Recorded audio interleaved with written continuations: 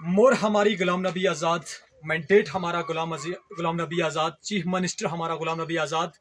ये हमारा कहना नहीं, बल्कि एक यंग और डायनामिक लीडर्स जो कि कांग्रेस पार्टी में बहुत बड़ा टाइम दिया, मासूद चौधरी साहब का कहना था। जब इन्होंने कांग्रेस पार्टी को खैराबाद कहा तो गुलाम नबी आज़ाद साहब की क़यादत में ये अल्फाज आपने भी सुने और मेरे चैनल पे भी आपने देखे। आज काफ़ी टाइम के बाद मेरी और इनकी मुलाकात हो रखी है, और फिर मुलाकात भी आज हमारी उस जगह में हुई जहां से ये इलेक्शन कंटेस्ट करते हैं। खासकर अगर हम बात करें बुद्धल कोटरंका कंस्टिट्यूंसी की, अगर हम बात करें तो बड़ी ज़बरदस्त मेहनत अपने लोगों में ये करते हैं। हर वक्त अपने लोगों में जो है, जहां लोगों को मुश्किलातें आती है वहां पे ये खड़े हो जाते हैं। आज मैं मसूद चौधरी साहब से जानने की कोशिश करूंगा, क्योंकि शॉर्टकट एक सबसे पहला क्वेश्चन मेरा इनसे ये रहेगा कि जो ये नारा इन्होंने दिया था, इससे ये साबित होता है कि मसूद चौधरी साहब जो हैं, शायद ना ही तो वो गांधी फैमिली के साथ थे, ना ही वो कांग्रेस पार्टी के साथ थे। इन अल्फाजों से ये साबित होता है कि इनकी लीडरशिप जो कांग्रेस पार्टी में रही, वो सिर्फ आज़ाद साहब की वजह से रही। जी मकसूद साहब, पहले तो आपको बहुत बहुत शुक्रिया। मैं जानने की कोशिश करूंगा, जैसे आपने जम्मू के अंदर कहा कि मोर हमारी गुलाम नबी आज़ाद, मैंडेट हमारा गुलाम नबी आज़ाद, चीफ मिनिस्टर हमारा गुलाम नबी आज़ाद। इन बातों से ये साबित होता है मसूद चौधरी साहब के शायद ना ही तो आप कांग्रेस पार्टी के साथ थे, ना गांधी फैमिली के साथ। इससे ये लगता था कि आपका प्यार जो है वो आज़ाद साहब के साथ। देखिए, इसमें कोई शक नहीं कि मैं आज भी आइडियोलॉजी जो मेरी आज भी आइडियोलॉजी जो है वो वही गांधीयन आइडियोलॉजी है। ठीक। गांधी फैमिली जो थी उसने कंट्रीब्यूट किया, इस मुल्क के बीच कंट्रीब्यूट किया, इस रियासत के बीच कंट्रीब्यूट किया। जो गांधी फैमिली की, गांधी परिवार की आइडियोलॉजी थी, वो महात्मा गांधी से लेकर पंडित जवाहरलाल नेहरू से लेकर इंदिरा जी से लेकर राजीव जी से लेकर उस आइडियोलॉजी के साथ जम्मू कश्मीर की क़यादत जो थी वो दिल्ली में गुलाम नबी आज़ाद साहब करते थे। जहाँ तक रियासत जम्मू कश्मीर का तल्लुक है, रियासत जम्मू कश्मीर पूरे देश में ही नहीं बल्कि हिंदुस्तान में एक ऐसी रियासत है कि जिस रियासत को सोने की चिड़िया के नाम से मंसूब किया गया है। और ख़ासकर जो टर्माइल का एक लंबा पीरियड पिछले 30-40 साल से इस रियासत के अंदर चल रहा था, उसमें ज़रूरत थी कि इस रियासत के बीच, जो दिल्ली के बीच जो क़यादत की या देश के बाहर जो क़यादत की इस रियासत की, वो गुलाम नबी आज़ाद साहब के बिना किसी ने भी नहीं की। क्यों? उसका कारण था कि गुलाम नबी आज़ाद साहब ने रियासत की तरक्की के, रियासत की डेवलपमेंट के लिए, रियासत की बहाली के लिए हमेशा आवाज़ उठाई। हम उनके 2.5 साल का कार्यकाल अगर बैसियत रियासत जम्मू कश्मीर का चीफ मिनिस्टर देखें, हम यूनियन हेल्थ मिनिस्टर देखें कि जब उन्होंने मेडिकल कॉलेज, एक ख्वाब जम्मू कश्मीर में होता था, एक जम्मू में और एक कश्मीर में मेडिकल कॉलेज था, ये कोई सोच नहीं सकता था कि बारामूला, अनंतनाग, डोडा, कठुआ और राजौरी के पहाड़ियों में भी मेडिकल कॉलेज आएगा। बैसियत यूनियन हेल्थ मिनिस्टर आज़ाद साहब ने वो दिया। आपका जो सवाल था, आइडियोलॉजी आज भी मेरी वही है। ठीक। आज भी मेरी गांधीयन आइडियोलॉजी है, लेकिन जम्मू कश्मीर के बीच चेहरा गुलाम नबी आज़ाद के बिना कांग्रेस के पास कोई नहीं था जो कांग्रेस की दिशा को, यहाँ के लोगों के मसाइल को, यहाँ के लोगों की मुश्किलात को लेकर चल सके। एक मैं ये जानने की कोशिश करूंगा कि आज़ाद डेमोक्रेटिक पार्टी की तरफ से बहुत बड़ी एक लिस्ट जो है वो जम्मू कश्मीर के अंदर जारी की जाती है, जिसमें आपको एक बहुत बड़ा ओहदा जो है वो दिया जाता है, वर्किंग कमेटी के तौर पे दिया जाता है, सेक्रेटरी के। आप इस जो जिम्मेदारियां आपको मिली हैं, इन जिम्मेदारियों को आप आगे लेकर कैसे जाओगे? देखिए, हमारा जो मिशन है, हमारे लीडर का मिशन एक ही है।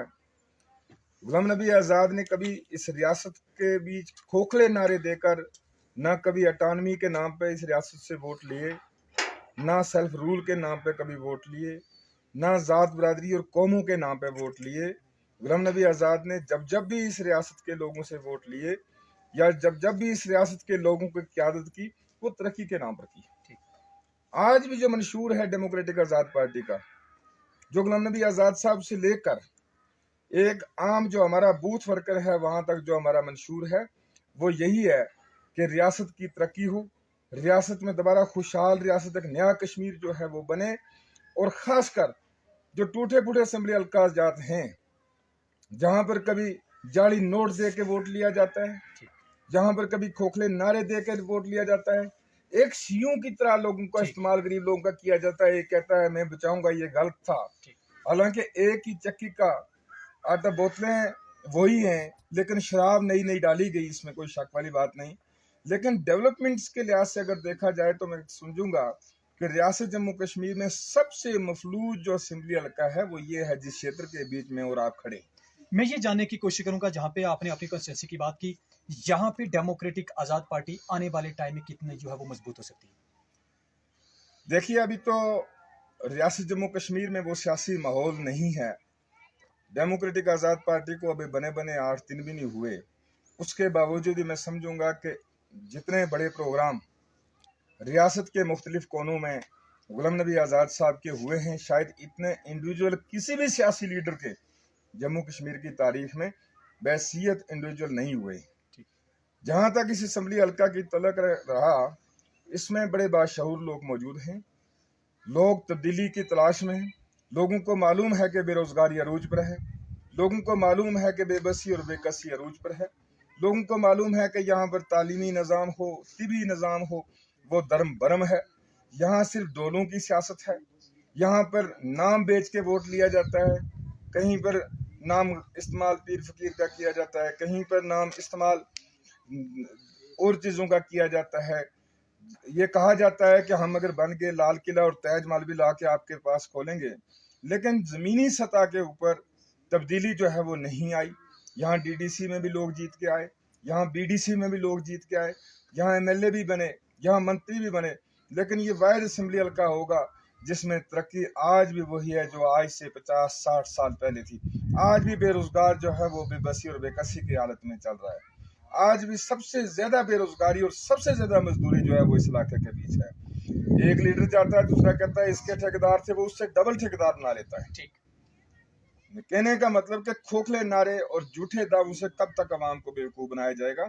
आखिरकार बाकी रियासत के कोनों की तरह हो सकता है कि इस असेंबली हल्का की भी अल्लाह तबारक व तआला सूबा लाए और इन लोगों को भी समझ में आ सके कि हकीकत क्या है, असलियत क्या है, और पर्दे के पीछे छुपे हुए ये जो लोग हैं जिन्होंने इस इलाके को मुख्तलिफ शक्ल में तबाह किया, उनको लोग जवाब देंगे। एक मैं आखिरी सवाल मेरा ये आपसे रहेगा, क्योंकि आपने डीडीसी का इलेक्शन जो था इसी पीडी नाले से जो था वो कंटेस्ट किया, जिन लोगों ने आपको वोट दिया, खासकर असेंबली इलेक्शन की बात करें या डीडीसी इलेक्शन की बात करें, हर टाइम आपने लोगों की बात जो अपने लोगों की बड़े पैमाने पे की।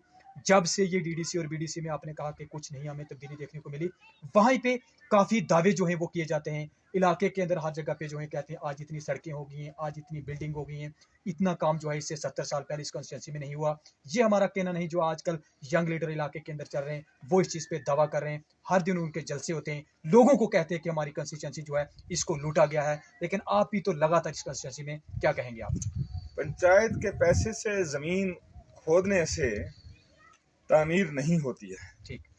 डेवलपमेंट के जो प्रोजेक्ट होते हैं बड़े बड़े, जिस तरह आनस प्रोजेक्ट था, जब यहाँ पर सरकार थी, मखलूफ सरकार थी नेशनल कॉन्फ्रेंस और कांग्रेस की, उस वक्त ताज महिदीन साहब ने यहाँ आनस प्रोजेक्ट जो था उसकी दोबारा शुरुआत की, जो 20-30 साल से कौमे में पड़ा हुआ था। यहाँ पे उसी वक्त आज़ाद साहब के दौर के बीच यहाँ दरहाल में तहसील बनी। आज़ाद साहब के दौर में बुद्धल में डिग्री कॉलेज मिला। पीडी का कॉलेज गवर्नर राज में आया, लेकिन वो कॉलेज आज भी खींचातानी का निशाना, कोटरंगा का कॉलेज जो है वो आज भी बना हुआ है। पीडी में डिग्री कॉलेज ये लोग नहीं दे सके। आज भी पीडी हायर सेकेंडरी स्कूल के वही कमरे हैं जो पहले थे।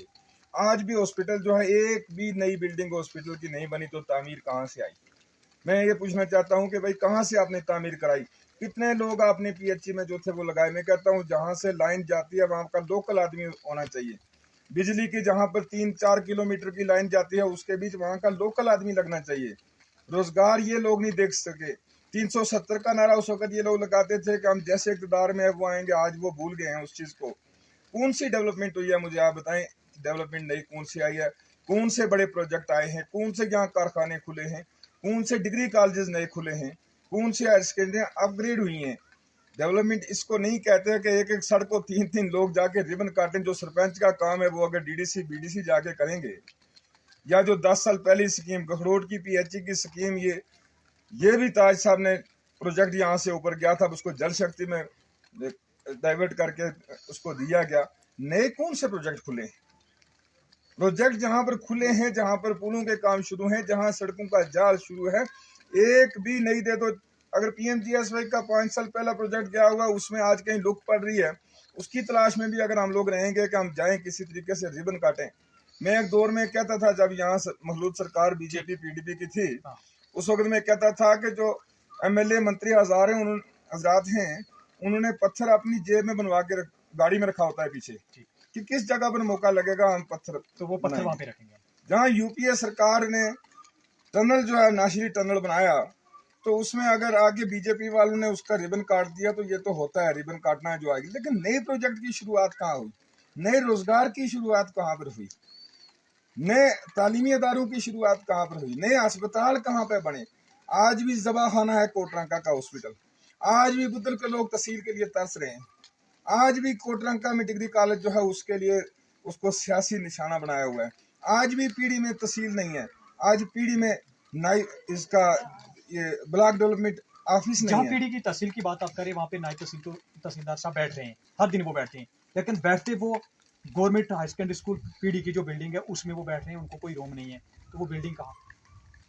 देखिए, मैंने यहाँ पर रियासत के मजबूत तरीन चीफ मिनिस्टर गुलाम नबी आज़ाद साहब को सबसे पहले पीढ़ी में उतारा था, उसके बाद हालात बने, फिर उसके बाद आने लगे लोग यहाँ, उनको भी पीढ़ी की इस इलाके की कदर बनी।